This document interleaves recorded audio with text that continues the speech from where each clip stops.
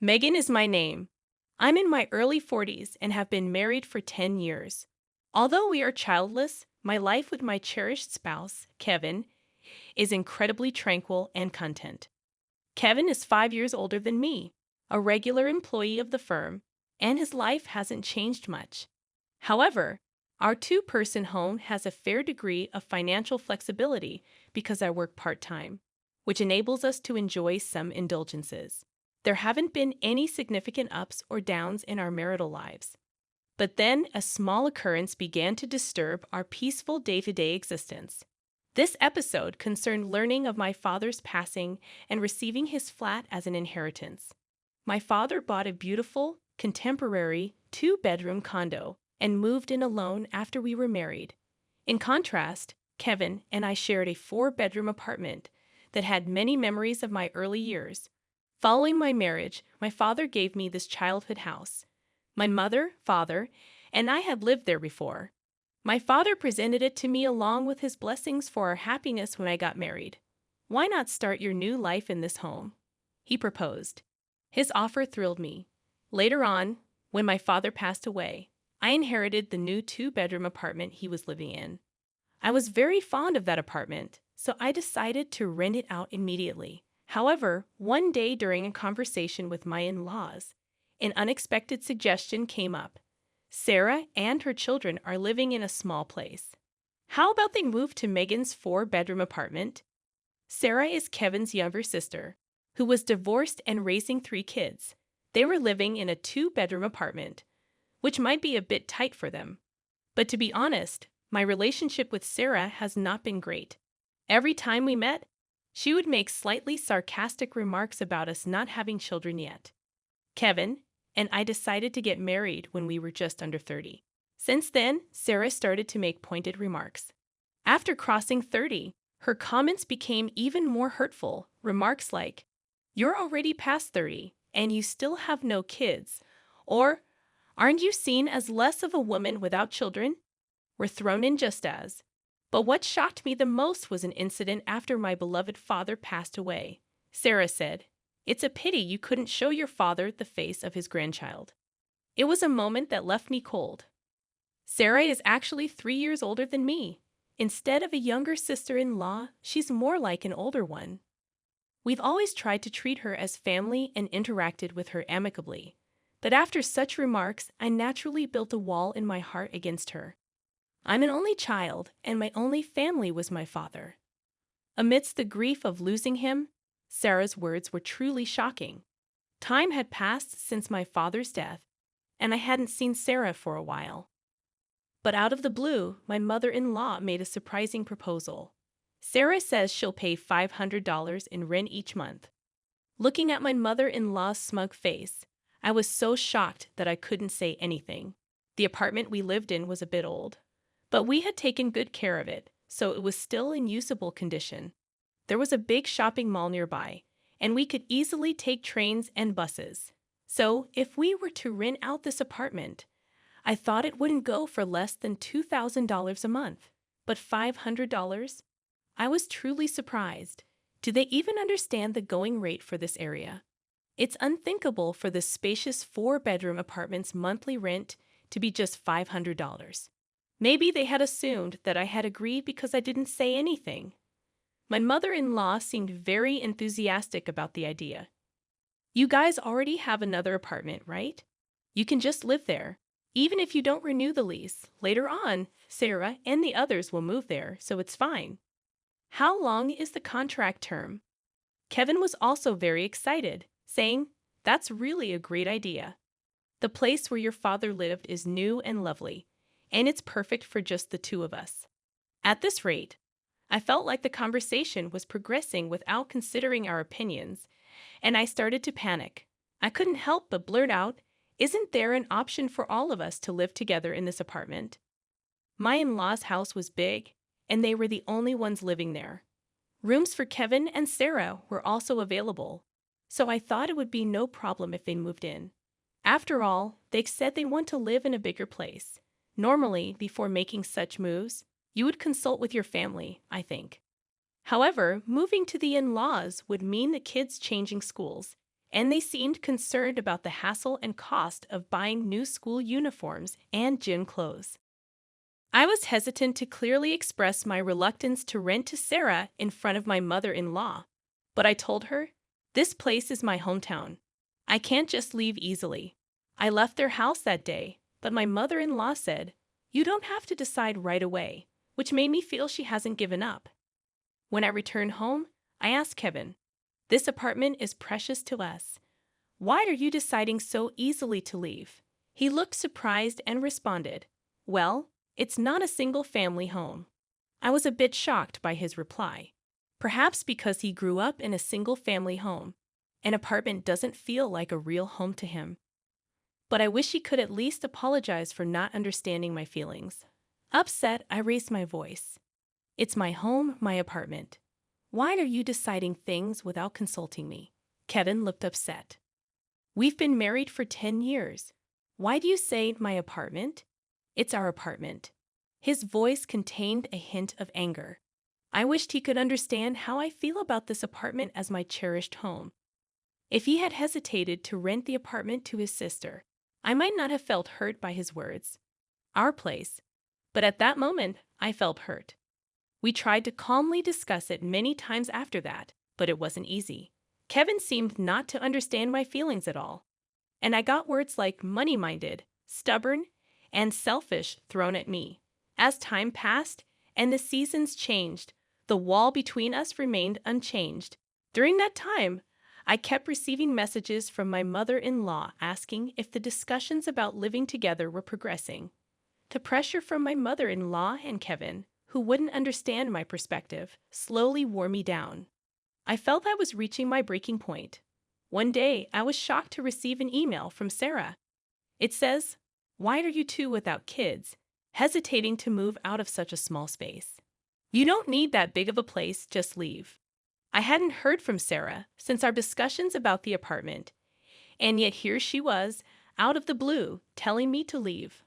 I never imagined I'd receive such a direct email. Reading that message, I reflected on how much I had endured and felt deep self-loathing. The idea of divorce crossed my mind several times. I tried to calm myself each time, but I felt like I was at my limit. I decided to go to the local government office to initiate divorce proceedings. I also decided to reach out to a specific place for the next steps. A few days later, with a renewed mindset, I visited the court. Upon checking, it turned out that both the apartment I lived in and the one I was renting out were all under my name. It was my apartment. Confirming this fact, I decided to confront my relationship with my husband and thought about what I should do next. I wanted to thoroughly discuss everything with him. "I've told you many times that this is my house. I just can't stand the idea of renting this apartment to Sarah. I don't want to rent my home to someone who belittles and looks down on me. Please persuade your mother and Sarah," I said. Kevin's face darkened, looking like he was thinking this topic again. I had told Kevin about all the harassment I received from Sarah and how much I disliked her. I wanted him to understand my feelings, but the outcome was different. Kevin sided with Sarah, saying, "Sarah is right." In hindsight, I couldn't have gotten a divorce at that point, saving myself from this anguish, but I couldn't end a relationship that had lasted for 10 years so easily. If Kevin rejected my proposal, I was prepared to divorce. Deep down, I felt that way. Maybe you're just being overly sensitive about Sarah. Perhaps you feel she's being condescending. But maybe you're exaggerating things. "I really don't understand why you feel this way," Kevin said, making light of my feelings without knowing the whole story. His words stung. Was I the only one feeling like this? "If that's the case, will you sign this?" I presented him with the divorce papers. A look of shock appeared in Kevin's eyes, but he immediately said, "Do you really feel that way? You want to end our relationship over such a trivial matter?" "I'm serious. I care about Sarah too, and I always wanted to be with you, but recently our relationship feels different. I don't feel the love anymore, so I'm leaving," I said while looking into his eyes. My heart ached at Kevin's attitude. His casual smile hinted that he didn't grasp the gravity of my feelings, and I felt a tear threatening to spill. I wish he would leave sooner rather than later. Maybe Sarah and your mother don't necessarily want to get along with you. Have you ever considered that? Because you always think about yourself. That's why our relationship is like this. Kevin said in a slightly softer tone. This is how we always were, misunderstanding each other even while trying to care for one another. Look, I think it might be impossible to fix our relationship no matter how much we talk. I feel there's still a distance between our hearts. I can't even imagine a future with you anymore. If you won't respond to my feelings, then we'll have to take legal action, I explained slowly.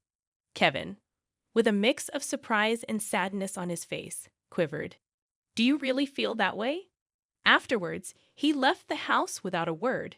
He probably didn't want to talk anymore and just wanted to escape the situation. He hadn't signed the divorce papers, and he left his belongings behind. A few days later, Kevin returned. His eyes looked sad and somewhat wary. What should we do from here? He gently asked. He might think I'd forgive him if he humbled himself, but everything is already settled. There's nothing left to discuss. If you agree to the divorce, sign these documents. If you can't, then we'll have to seek legal action. And also, I'm letting go of this house, I said. Actually, I have been considering selling the house for some time. The day I went to get the documents, I had consulted with Mr. Thomas, an old friend of my father's. I've known him since I was a child. He was by my father's side until his last day. Mr. Thomas, who attended my father's funeral, gave me his business card and asked to be contacted if any problems arose. The card listed his law firm's details, with Mr. Thomas' introduction. I was fortunate to get assistance from a judicial guard regarding the inheritance my father left behind.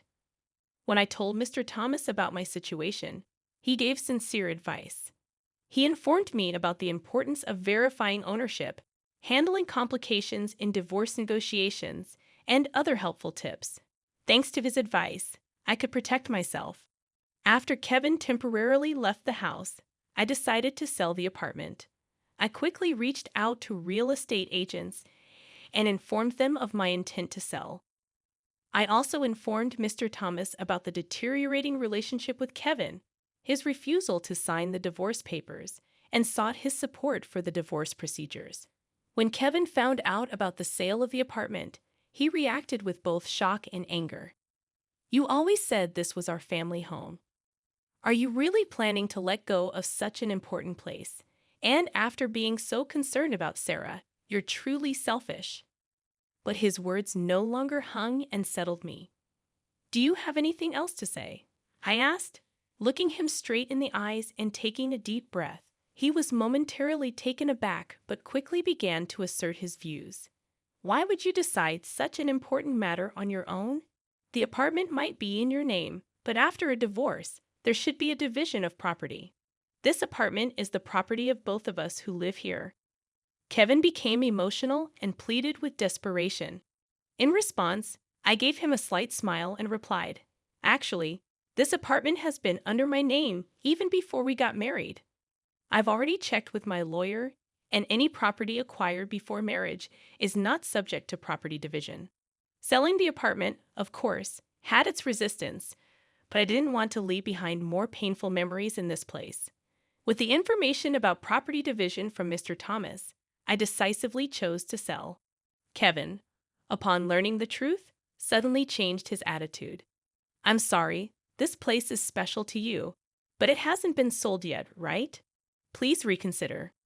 Why don't we give it another shot together? I'll explain things to Sarah and Mom. Please just stop the divorce and the apartment sale. In his words, I questioned myself. Why had I stayed with him for 10 long years? I'm dumbfounded that I chose someone like him. Don't put on a nice face now. When we were together, you never once stuck by my side, did you? Thinking of starting over with you now is unfathomable, so please leave. We both need a fresh start. He wasn't easily convinced, creating a vast rift between us. But after navigating through various procedures, I finally managed to end our relationship. It's the beginning of a new life. The idea of being alone was initially daunting, but I realized it isn't as scary as it seemed. Now I live in a new 2-bedroom apartment, living life on my terms. Don't worry. My mom is here, and even if you were gone, it would be fine. There's no problem at all, my husband coldly declared. The words were shocking to me, who had been sending $2,300 every month to my in-laws. Furthermore, my mother-in-law added insult to injury right there. A wife who can't do proper housework is not needed, she said with a cold expression. She looked almost happy, as if she were expecting me to be thrown out. Realizing that it was futile to keep serving these people, I decided to leave. Then I answered Carly with a smile. Really? If that's what you say, then I understand. I will leave. To this, my husband's cot exclaimed in surprise. What? My name is Claire, a 32-year-old office worker. I met my husband Scott through a blind date arranged by a friend. He was bright and sociable, and we quickly got along, got married, and now it's our 5th year of marriage. We don't have any children yet. Scott had been living with his mother until we married, but upon marrying, we built a new house on his family's property. It was Scott's suggestion at the time of our marriage. Because I'm worried about my mom living alone. I want to be near her. But I also want our newly life to be just the two of us, so I think this is the best. But won't there be a mortgage for building the house? I wondered. The payments for the house can be fully covered with the inheritance left by my deceased father, so there's no need for a mortgage. The house will be in my name, and there's no cost for the land either. I think it's fine if we just repay in the form of monthly support for my mom. What do you think? Is that okay? Aren't you worried about your mother's livelihood? We'll be supporting her, and she has her part-time job income and her pension, so it's fine. Okay, that's reassuring. Furthermore, when Claire works late, she might help with the housework. That will be a help to you, right? Even though we would live in separate houses on the same property, I was filled with hope at the thought of enjoying our newly life and building our dream home. Moreover, getting support with housework during busy times seemed ideal. However, I would later bitterly realize how naive this thought was. The beginning of our marriage was bliss itself. We were both busy with work, but the housework wasn't much, and our new house was clean and easy to maintain. My mother-in-law was also busy with her part-time job and didn't come over too often. The regular support for my mother-in-law and shared living expenses were split between my husband and me. But one day, Scott brought up a new proposal. I'll take care of all the household expenses, so can Claire make the regular transfer to store my mom? I want you to transfer it to her bank account every month. What? How much will it be? Maybe about $1,500 per month. But upon recalculating, I realized that $1,500 was less than the previous amount. So I decided to secretly send $2,300 a month without telling Scott. The monthly $2,300 took up a large part of my salary, but other living expenses like utilities, groceries, medical bills, and clothing were significantly higher, so in reality, Scott bore the greater burden. Scott's salary went into a shared account, from which I made the transfers, and the remaining amount was added to our savings. This method worked well for a year, but as my mother-in-law quit her part-time job and began to visit more frequently, things started to go awry. I'm getting old, so I decided to quit my job and rest. That's okay, Mom. You don't have to push yourself anymore. We're here for you. Thank you, Scott. You're always so kind. At first, it was a pleasant interaction between mother and son, but looking around the house, it seems you haven't been cleaning properly. Look, there's dust accumulating in every corner. This is something I can't overlook. I'm really sorry. I've been so busy with work recently that I haven't been able to keep up with the housework. That's just an excuse. You're living in Scott's house, so you should at least do the basic housework. And about cooking, I've heard you often take shortcuts. Is that true? I'd often prepare simple meals when I come home late from work, but I still try my best. Maybe it was a mistake to choose you as Scott's wife. After all these years of marriage, the fact that you still don't have children is also an issue. I think that the fact we don't have children may not necessarily be my fault, but arguing back would only lead to more conflict. Originally, The agreement was that my mother-in-law would help with household chores during tough times when we started living together on the same property. However, it seems both my husband, Scott, and my mother-in-law have forgotten that promise. Anyway, when my mother-in-law is around, her unpleasant attacks are constant, so I've chosen to ignore them. Amid such circumstances, a bigger problem befell me. The balance in our joint account was visibly dwindling because the problem was that Scott's salary hadn't been deposited for 3 months. "What does it mean that your salary hasn't been deposited?"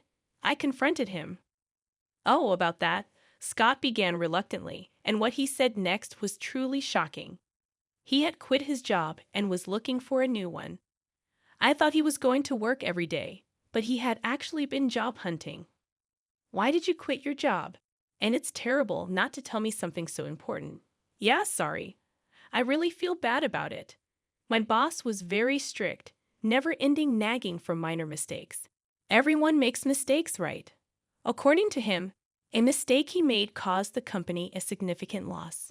Normally, such mistakes would warrant a warning from a boss, but he didn't seem to acknowledge his fault. I would be troubled if I were his boss, but since he has already quit, I felt we needed to discuss what to do next. "Is there any prospect of finding a new job?" "The problem is, I can't find a company that matches my skills at this stage." "Shouldn't you look for a company that will hire you, even if the conditions are lower?" "We can't afford to be picky right now, can we?" "No, I want to choose carefully for my next job, where I plan to stay until retirement." "But what about our finances? You work too, so you can support us a bit, right?" It seemed his opinion wouldn't change no matter what, so I decided to endure until he found a new job. But our household income had halved. After excluding the regular remittances to my in-laws, the amount left was meager, forcing us to dip into our savings. In reality, there's hardly anything left, so I decided to increase my working hours to boost my income a bit. Fortunately, my workplace values my abilities and readily agreed to my overtime requests.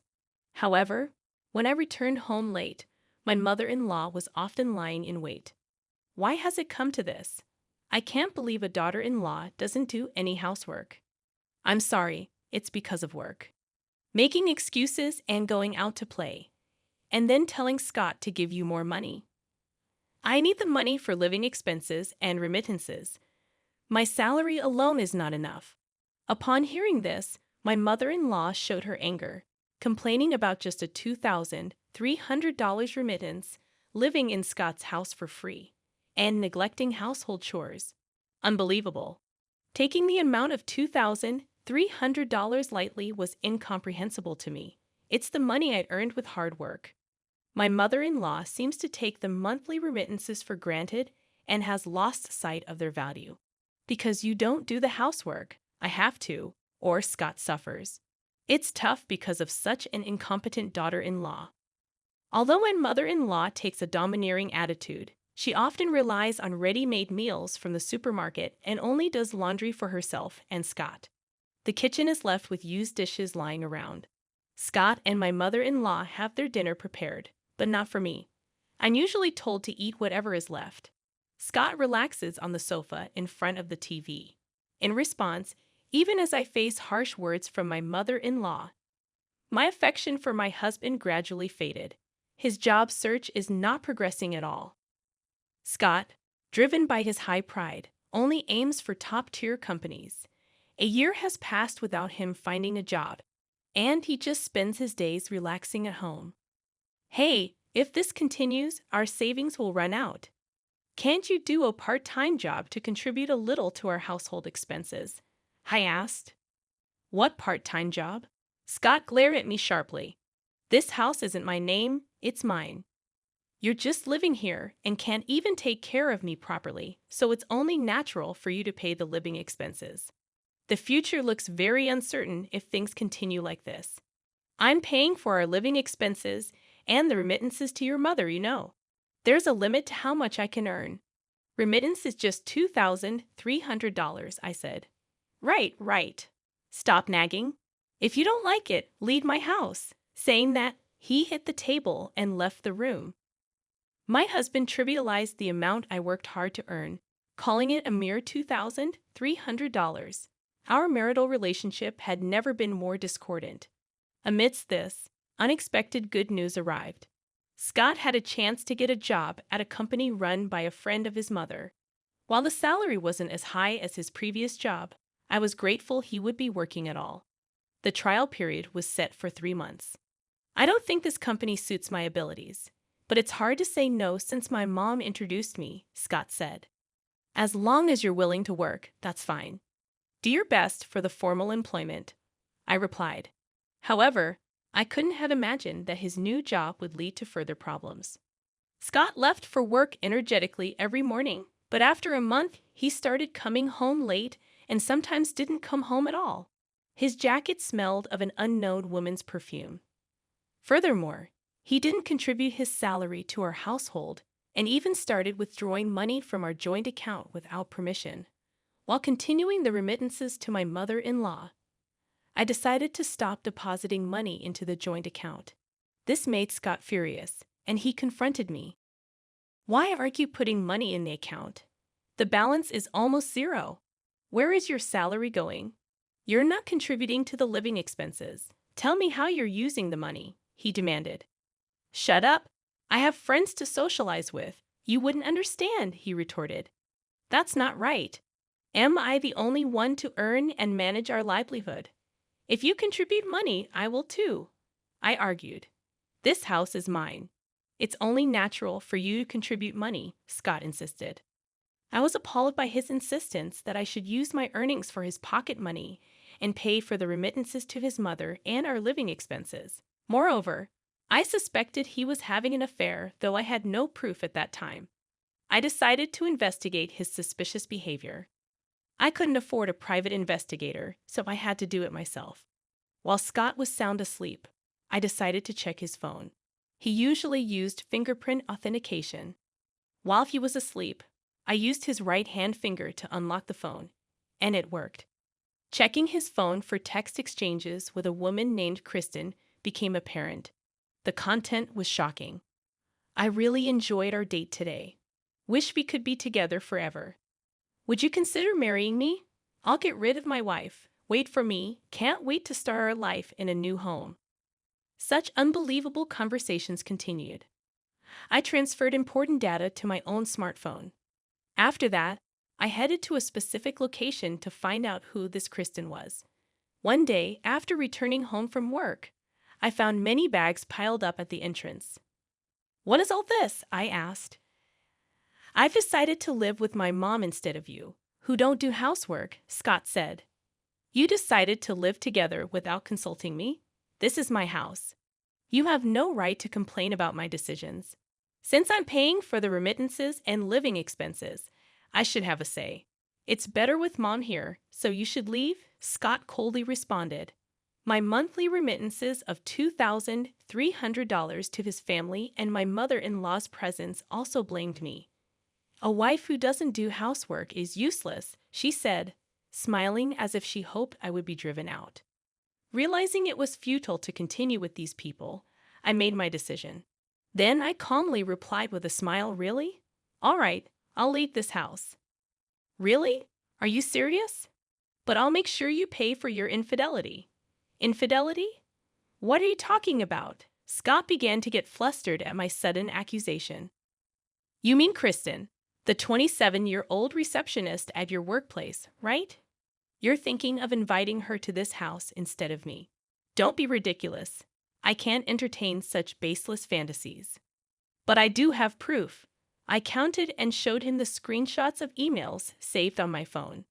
I had gone to Scott's workplace to dig up information about Kristen and caught them entering a hotel, secretly capturing the moment in photos. Seeing this, Scott, realizing he had no way out, started making weak excuses. We've been arguing a lot lately, and I'm really stressed. Mom says she can't take it anymore with such a wife, but that doesn't justify infidelity. Why would you do such a thing? I had no choice.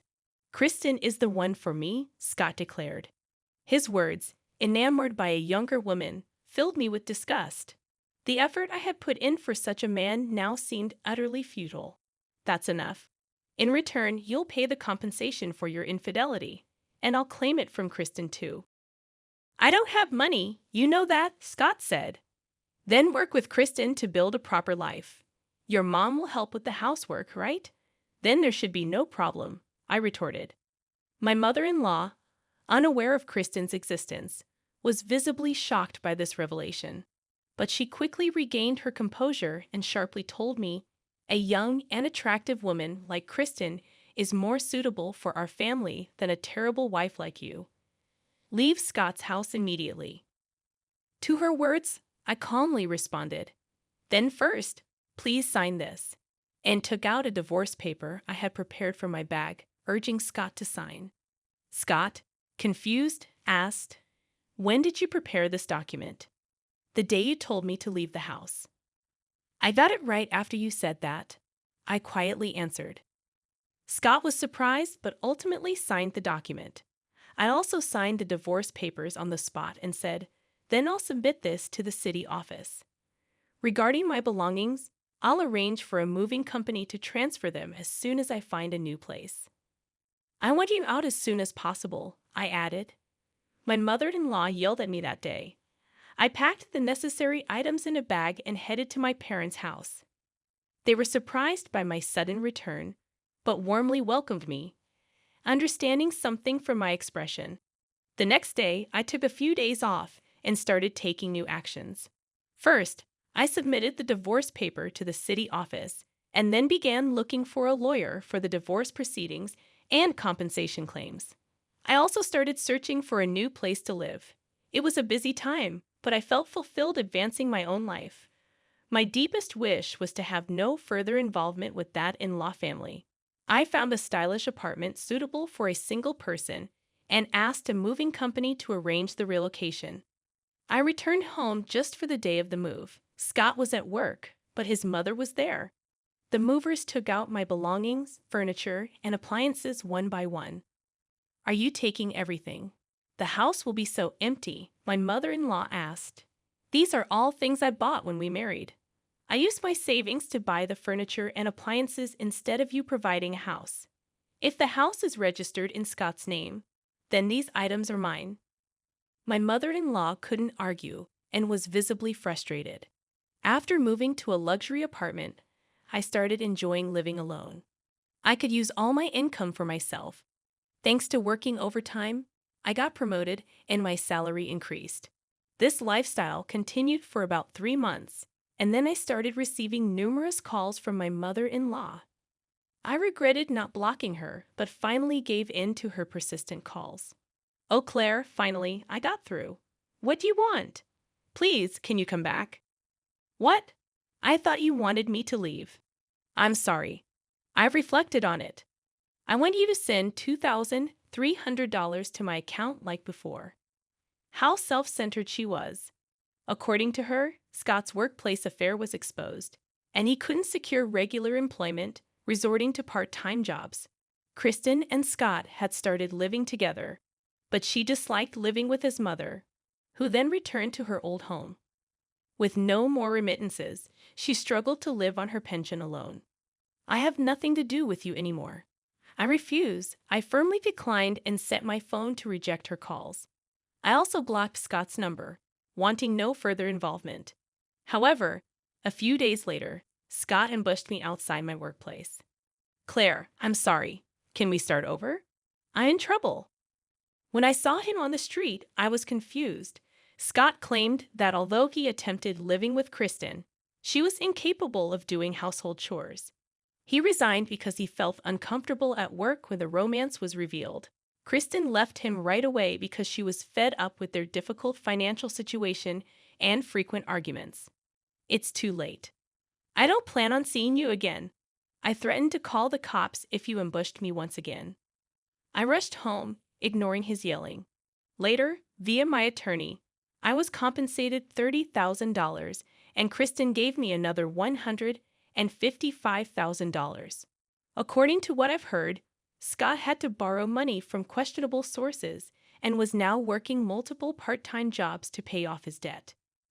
My mother-in-law was living a modest lifestyle and had returned to part-time employment.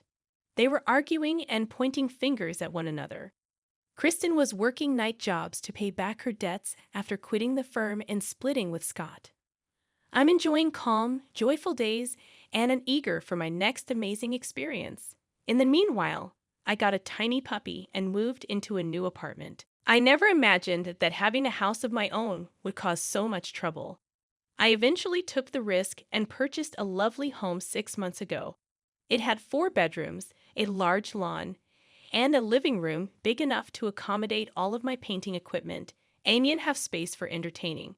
After long days of working on commissioned paintings or teaching at the private college, the master bedroom became my haven where I could rest and rejuvenate. I turned the second bedroom into my studio, which was ideal for painting because of the abundance of natural light coming in via the enormous windows. Even though I didn't often have overnight guests, the other 2 bedrooms were converted into guest rooms. I'm an artist by profession, and my name is Ashley. I had the wonderful fortune to teach fine arts and earn a respectable income from my paintings. I've established a reputation that enables me to charge respectable rates for my pieces, and my work has been shown in a number of galleries throughout the nation. It was always just my parents, my older sister Tara, and me when I was growing up. At least I believed that we were close. While I quietly followed my passion for painting, Tara was always the more ambitious one, often discussing her grand goals. Our parents handed Tara the whole proceeds from the sale of their former home so she could launch her online gift business. It was intended to be a loan, and she committed to repaying them when her firm became successful. As expected, Tara's company flopped in a few months. Our parents suddenly found themselves without a place to live or their retirement funds. They began renting an apartment, but I could see they were having financial difficulties since it was pricey. Ashley, sweetie, Mom began at one of our monthly lunches. Your father and I have been thinking that house of yours has so much extra space. I could see where this was headed. Are you asking to move in with me? Dad cleared his throat. We wouldn't inquire about our alternatives. We're dying of the rent. I didn't think twice. You are welcome to remain with me. The larger guest room is yours. The next weekend, they moved in. Supporting them didn't bother me. I had the ability to do so. Without complaining, I paid the food, utilities, and mortgage. After all, they were my parents, and they had helped me during both my early years in art school. Being able to give back felt amazing. A pleasant habit was established throughout life. I went for exhibits, worked in my studio, and taught my workshops 3 days a week. My parents usually remained to themselves, either for walks around the neighborhood or watching TV in their room. I had a big exhibition in Colorado last month, a solo exhibition at a prominent gallery that may lead to new collectors was a significant opportunity.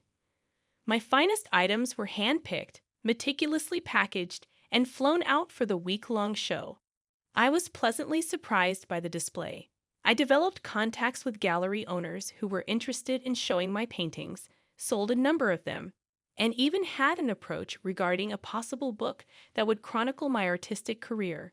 I felt proud of myself and full of hope for the future as I traveled home. I was surprised to discover my sister Tara sitting on my couch with her husband Mike and their 4-year-old boy Noah after opening my front door and discovering a stack of bags in my living room. What's going on? I put down my carry-on and inquired. Why are there suitcases in my living room? Well, Mom wrung her hands and began. Tara and Mike are now experiencing some problems. They lost their flat and their firm went bankrupt. They have nowhere to go. I glanced at Tara, but she averted her eyes. Mike appeared disinterested in the talk as he browsed through his phone. On my carpet, Noah was playing with toys that I had never seen before. So, you let them move in without asking me? I made an effort to speak quietly. Mom firmly asserted, they aren't strangers, Ashley. Your sister is Tara. Family supports family in times of need. I understand that, but you should have called me first. At last, Tara raised her voice. I told Mom to call you, but she said you'd be fine with it. Mom glanced at her and then back at me. They will just need to get back on their feet for a few months. They'll quickly find employment in a house of their own. I inhaled deeply. I wasn't cold. The idea of my nephew sitting there without a roof over his head was too much for me to handle. Fine, I said. They can stay in the second guest room for 2 months. Thank you, Ashley. Suddenly enthusiastic, Tara shouted. You're the best sister ever. I nodded and took my luggage with me as I made my way to my room. I saw the cabinets and refrigerator were empty as I walked by the kitchen. Obviously, while I was away, nobody had bothered to go grocery shopping.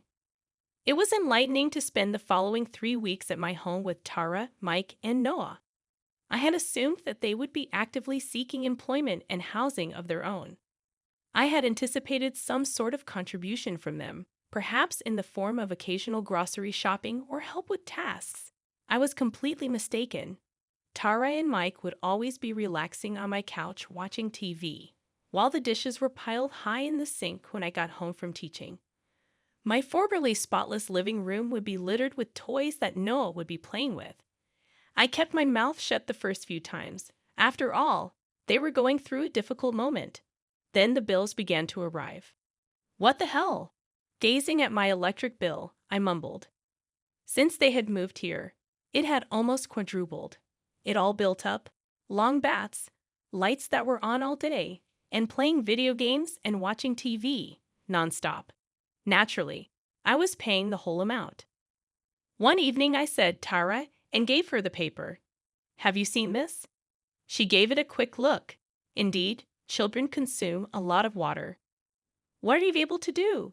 She resumed browsing through her phone after that. You could help pay for it, I said, attempting to seem informal. Mike raised his head from his computer. Remember, we're broke.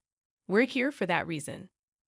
I said, but you're not even looking for jobs.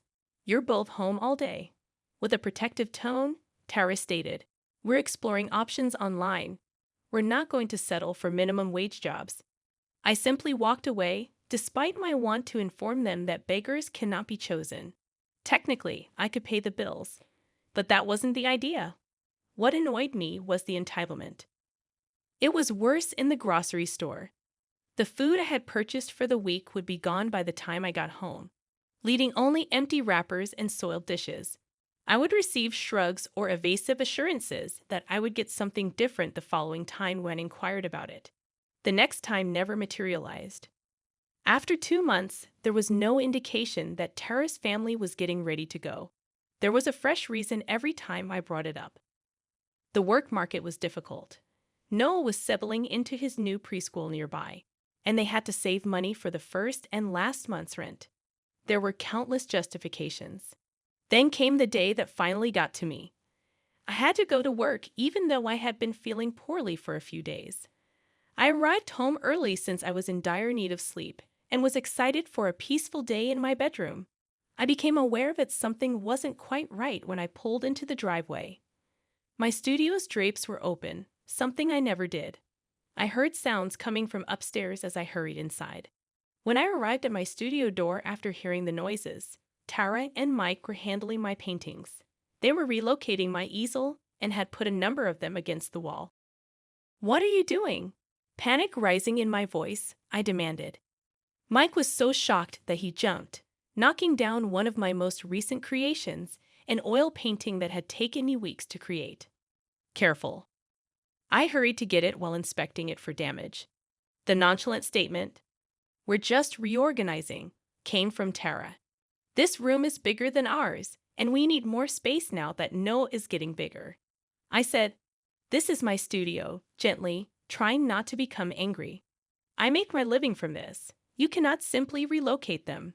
Mike replied, "It's not like you can't paint somewhere else," while he rolled his eyes. "The garage has plenty of space." He stumbled a little as he passed a pile of my paintings and, to my surprise, kicked at them in exasperation. Muttering, "This junk is everywhere."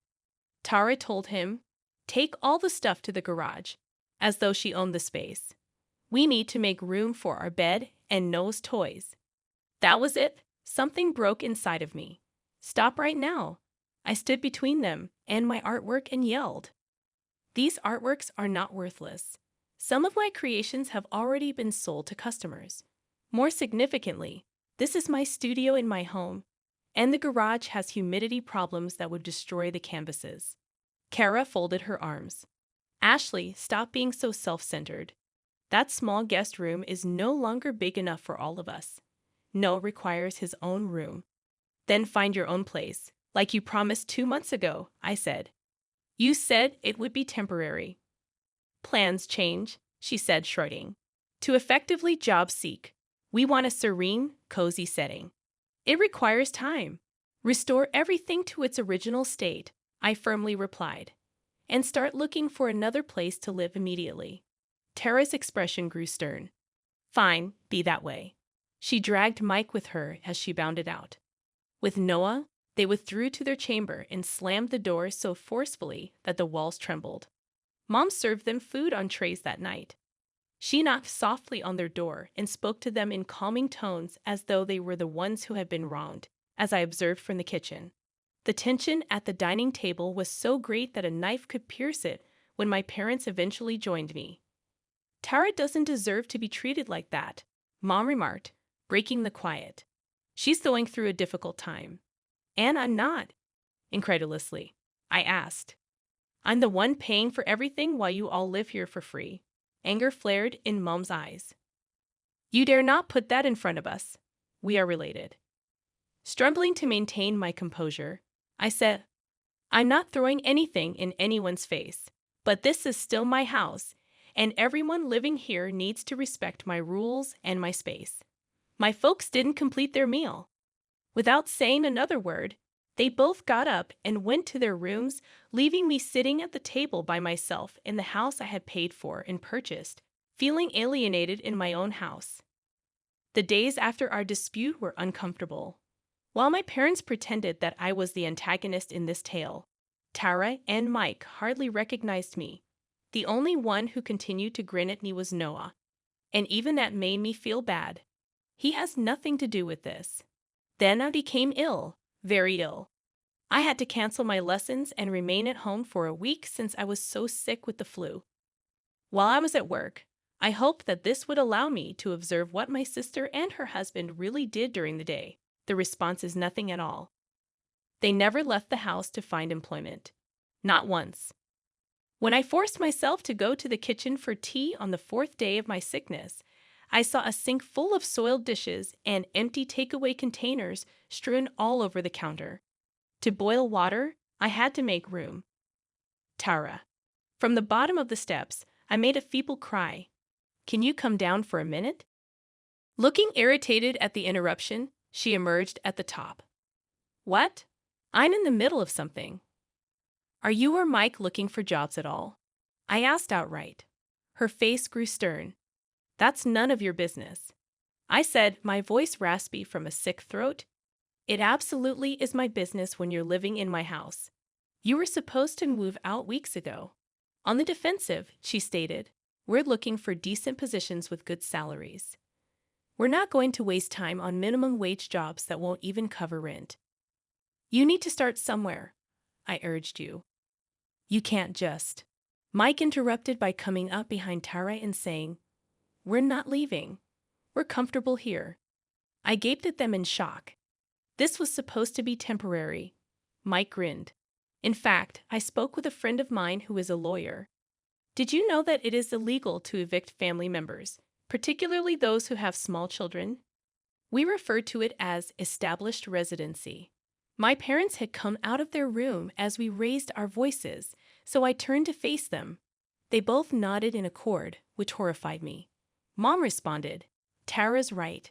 Ashley, with firmness. You cannot simply abandon your sister and her family. We'll all appear in court if you try. It seemed as though someone had hit me in the gut. My own family was threatening to sue me since they all lived for free in a house I paid for. I couldn't protest further because I was too stunned and nauseated. Having forgotten my tea, I withdrew to my room and fell into bed. A plan started to take shape in my head as I lay there looking up at the ceiling. I could play hardball with them if they wanted to. I held off until the weekend after. In one of their many trips that used my patrol and most likely my credit card, My parents said they were bringing Tara, Mike, and Noah shopping at the outlet mall an hour away. I pretended that I was still too unwell to go with them. I took immediate action as their automobile vanished down the street. I gave Jack, a locksmith I knew from a previous student, a call. I started gathering my family's possessions as I waited. With little regard for neatness, I began by packing Tara and Mike's belongings into their luggage in their room. I took greater care when gathering Noah's toys, ensuring sure his beloved teddy bear was within easy reach. After that, I proceeded to my parents' room and, with an odd detachedness, packed their necessities. When I stated that I needed all the locks replaced right away, Jack showed up on time and didn't ask any questions. He replaced the deadbolt on the front door, the lock on the rear door, and even the side access to the garage with efficiency. I thanked him, gave him more money for the urgent task, and carried on with my objective. I carried all of the boxes and packed luggage to the front yard and laid them out on the grass. I couldn't stop thinking about Noah. Even if he was innocent throughout all, my actions would nonetheless have an impact on him. However, I couldn't allow my sister and her spouse to use me indefinitely. They would never go away if I gave in now. I heard automobiles arriving into the driveway 3 hours later. Through the glass, I saw their faces light up with astonishment when they saw their possessions on the grass. Then something clicked. Tara arrived to the front door first, tugging on the doorknob before attempting to open it with her key, which was no longer functional. She rapped frantically on the door. She cried out, "Ashley, open this door right now." Keeping the chain on, I braced myself and opened the door just enough to talk through the opening. Calmly, "Take your things and leave," I gave. "You can't do this." Mike pushed on the door and yelled, "This is illegal. Actually, it's my house." I responded, "And you've overstayed your welcome by months." My dad attempted to talk sense into my head. "Ashley, please consider your actions. What is our intended destination?" I responded, my voice cracking a little. "You ought to have considered that before threatening to take me to court. I have stood by each and every one of you without grumbling. This is how you pay me back after I purchased all the food and paid all the bills." The shouts scared and perplexed Noah, who began to weep. That almost made me give up, but I persisted. "I'll give you an hour to collect your things," I said. "After that, I'm calling the police to report trespassers on my property." I jumped back as Mike kicked the door hard. He said, "You'll regret this." I spent the next hour looking through different windows as they piled their things into their automobiles while yelling and swearing. I should have been alarmed when Tara used her phone to take pictures of the situation, but I was too numb to notice. After a while, my parents followed Tara's car and drove off. The home was suddenly so quiet that it was deafening. My phone was overflowing with alerts when I got up the following morning. Photos of their possessions on my lawn and Noah sobbing on my front door were included in Tara's lengthy, emotionally deceptive Facebook post. She said I had kicked them out without notice after telling them they could remain, and she called me selfish and callous. Outrage at my brutality erupted in comments, mainly from common friends and extended relatives who supported Tara. Not many people bothered to inquire about my version of events. I thought about answering with the fabricated tale, but I changed my mind. Rather, I left a single remark that said, "Before passing judgment on me, consider if you would be open to adopting Tara's family. I'm always here to help people who genuinely need it, not those who don't want to help themselves." Aunt Marie, my father's cousin, who had been the most outspoken in her social media criticism of me, calling me harsh, callous, and ashamed to the family, unexpectedly announced that she would take Tara and her family home. "Family helps family," she purportedly wrote. "I'll show Ashley what real compassion looks like." I considered calling to let her know what she was getting herself into, but I changed my mind. She could now handle the fallout in private, since she had made her point in public. After a month, the drama progressively subsided. Then my cousin Jenna called me out of the blue. "This is Jenna and Ashley. Have a moment?" We had always been friends, if not particularly close, and Jenna was the daughter of Dad's cousin. I had liked that she hadn't left a remark on any of Tara's blogs. "Sure," I said wearily. "What's up?"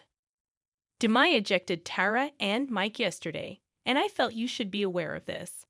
There was involvement from the cops. I took a big seat on my couch. What happened? The same thing that happened with you, basically, genocide. After you evicted them, they moved in with her. Even though Aunt Marie explicitly brought them in because she needed assistance with some renovations, they did little to help around the house, despite her feeling terrible for them because of Noah.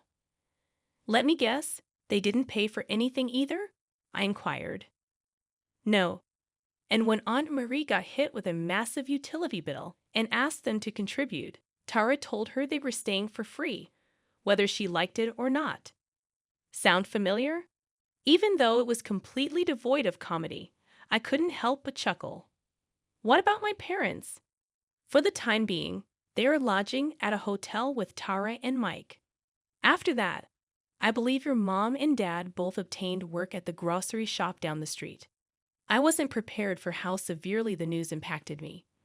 My parents are in their 60s and work at a supermarket store. It hurt to think of them struggling in spite of all. Months passed. With the arrival of spring came a new perspective and new gallery chances. I resumed dating, something I hadn't had the energy to do while juggling my familial circumstances. Daniel and I met during one of my shows. He was accompanied by Emma, his 10-year-old daughter, who had dragged her father to the exhibition and seemed to enjoy art. Daniel, an architect, was divorced and parenting Emma mostly by himself. Our shared appreciation of beauty and the difficulties of our creative professions drew us together right away. Our initial dates were fantastic. Before I experienced them, I was unaware of how uncommon his respect, attention, and genuineness were. When Daniel took Emma along on one of our coffee dates, she was intelligent and well-behaved, and she asked insightful questions about my paintings. I asked them both to dinner after a month of dating. Emma's eyes glowed when she saw the canvases and painting supplies in my studio, which was the last stop on my tour of the house. She muttered, "This is amazing," as her fingertips hovered over an oil palette without making contact. "Would you like to try?" I volunteered, arranging a little canvas for her to use. Daniel and I spoke in the kitchen as I made dinner and Emma painted. His words, "This is a beautiful home," came as he assisted me in chopping vegetables. "It's so peaceful." After some hesitation, I chose to tell the truth.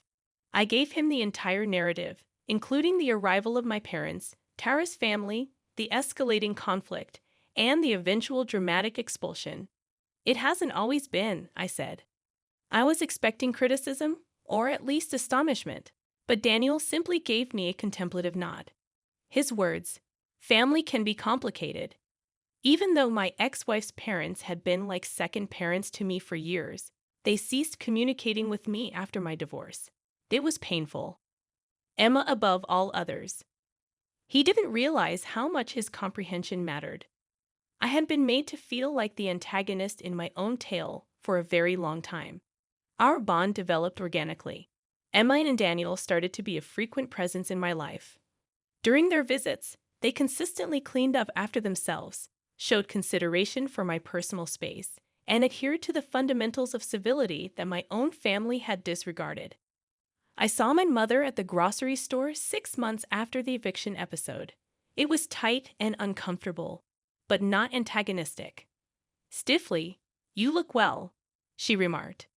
"So do you," I said, seeing that she appeared healthy despite being exhausted. "How's Dad managing?" "Now that we are both full-time employees, Tara," Mom's face grew a little sterner. "They located a flat. Tara works in a call center, while Mike works in construction. Next month, Noah will begin kindergarten." With a startled sense of contentment that they were at last taking care of themselves, I nodded. I responded, "That's good." Later that evening, Mom emailed me, saying, "We ought to have respected your boundaries, even though we didn't say anything further." I apologized that we didn't. It was something, but it wasn't a complete apology. My response was a straightforward, "Thank you for saying that." That little conversation opened a door that had appeared permanently closed, but we haven't totally reconciled. Now and again, we send each other little texts about the weather or a show she saw, but it's a start. I haven't had a direct conversation with Tara. I've come to terms with the fact that I doubt our relationship will ever be the same. For the sake of everyone's well-being, certain familial bonds should be relaxed, while others are worth fighting for. Daniel said last week that his lease was about to expire. After Emma had gone to bed in the guest room, he reluctantly stated, "I've been thinking," as we sat on my porch swing. "This house has plenty of space, and Emma loves being here.